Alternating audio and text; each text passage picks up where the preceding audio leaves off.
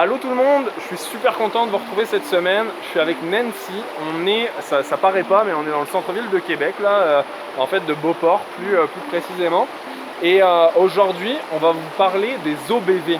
Vite dit de même, là, ça peut paraître super compliqué, mais vous allez voir, Nancy, elle va nous expliquer tout ça super facilement, je suis certain. Oui, donc c'est OBV pour Organisme de bassin versant. Donc d'abord, pour toi, c'est quoi un bassin versant? Serais-tu capable de m'expliquer ce que c'est? Ouais, c'est une bonne question. Moi, de ce que je comprends d'un bassin versant, je le visionne vraiment beaucoup avec une montagne. Je trouve que c'est l'exemple le plus facile. C'est de dire, si la goutte d'eau tombe côté droite de la montagne, elle va s'écouler sur le versant droit. Donc elle va arriver avec d'autres petites gouttes, former un ruisseau, une rivière, etc. Tout ça, c'est le bassin versant de droite. Puis de l'autre côté de la montagne, il y aurait le bassin versant de gauche, tu sais. Puis dans le fond, c'est toute l'eau qui serait de ce côté-là. Donc que ce soit les lacs, les rivières, etc. jusqu'à ce que ça se jette dans le fleuve. Oui, tu as plusieurs bonnes réponses dans ce que tu viens de me dire. Peu importe où on est, sur la planète Terre, on est dans un bassin versant. Pas besoin d'être proche d'un cours d'eau. Donc c'est les eaux où ils s'écoulent naturellement vers un cours d'eau. Donc nous, les OBV, on a été créés pour faire la gestion de l'eau par bassin versant parce que c'est la seule façon de gérer un territoire et non par limite administrative. Donc nous, l'organisme des bassins versants de la capitale, on a été créé en 2002. Okay. À l'époque, on s'appelait uniquement le Conseil de bassin de la rivière Saint-Charles. Donc on avait un bassin à s'occuper, celui du bassin versant de la rivière Saint-Charles.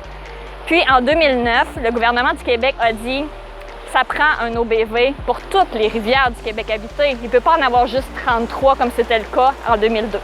Donc, il a fait un redécoupage du Québec au complet et là, il a créé 40 zones de bassins versants.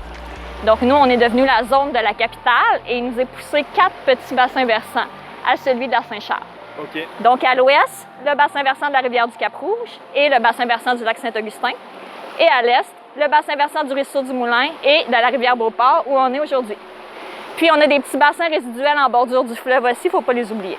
Et on se différencie des 39 autres parce qu'on est le plus petit, okay. Seulement 710 km² environ, mais le plus densément peuplé. Donc, on est extra-urbain, des problématiques que d'autres territoires n'auront pas, comme la Côte-Nord, la Gaspésie, par exemple. Fait que ça amène d'autres genres de problématiques, puis plus de gens avec qui dealer puis faire notre concertation. En fait, les 40 OBV du Québec, on doit s'occuper de 5 enjeux principaux. Il y a la qualité de l'eau, la quantité d'eau, donc quand tu parles d'eau potable, ça en fait partie, mais on parle aussi de crue, donc quand il y a trop d'eau, les inondations, ouais. Exactement. On doit aussi parler de la qualité des écosystèmes, pas juste de l'eau, mais il y a des habitats les organismes. Exactement, mais pas juste dans l'eau, les écosystèmes de tout le bassin versant. On a ensuite la question de la sécurité. C'est quand même un peu lien aussi avec le manque d'eau, les sécheresses puis les inondations, donc la sécurité des biens et des personnes. Et finalement, l'accessibilité et la culturalité. Donc, l'eau, ça a un usage récréatif aussi, il faut s'en soucier. Il y a des gens que c'est pour ça qu'ils veulent utiliser l'eau. Et quand tu parles d'accessibilité, là, j'ai l'impression que c'est quand même l'enjeu, moi en tout cas, qui me touche personnellement le plus parce que je suis arrivé au Canada il y a 10 ans, puis je me suis dit, écoute, au Québec, ça va être fou, il y a de l'eau partout, je vais pouvoir plonger n'importe où, etc.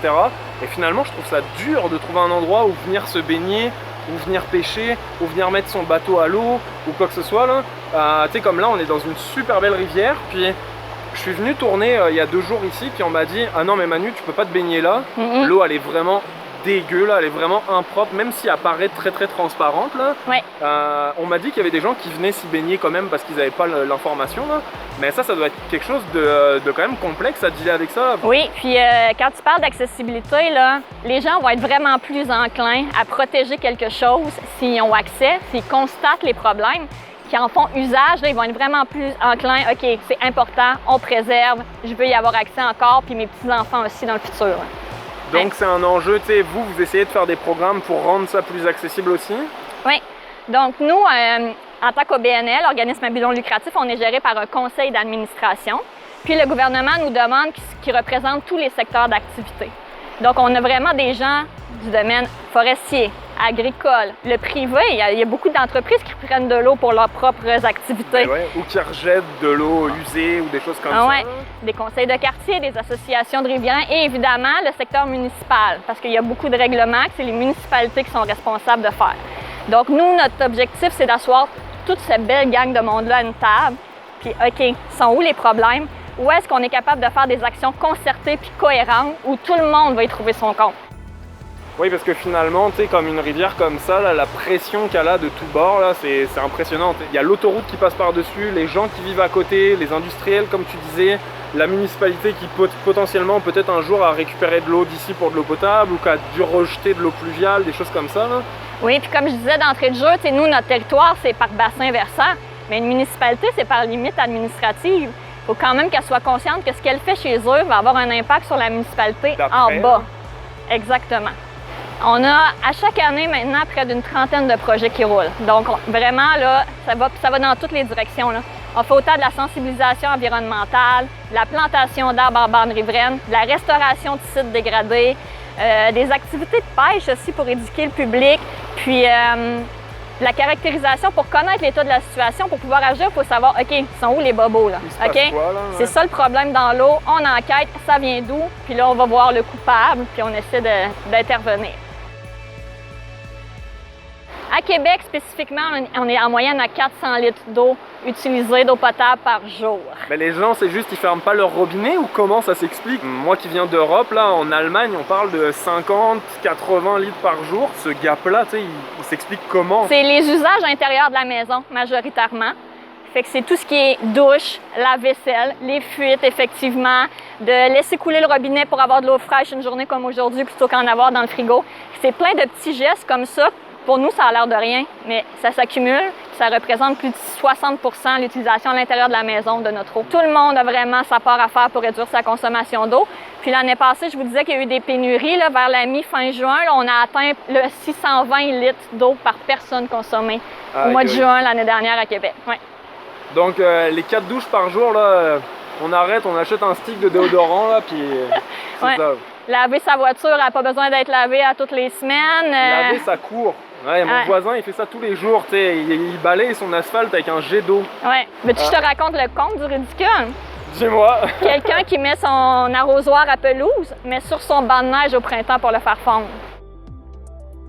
Dans le fond, on va faire plusieurs épisodes ensemble. Est-ce que tu veux juste nous donner un petit aperçu de ce qui s'en vient la semaine prochaine et dans 2 semaines? Oui, donc Julie va nous parler dans un prochain épisode du chemin de l'eau.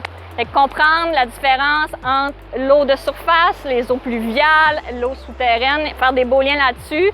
Ensuite de ça, samedi prochain, on va faire le nettoyage de la rivière Beauport. Donc nous, on va être sur les rives, puis vous, avec votre équipe, vous allez être dans l'eau à nettoyer les déchets aquatiques. Puis on va aussi faire un épisode sur les espèces exotiques envahissantes, autant aquatiques que terrestres. C'est vraiment un fléau et on va essayer de prévenir ça.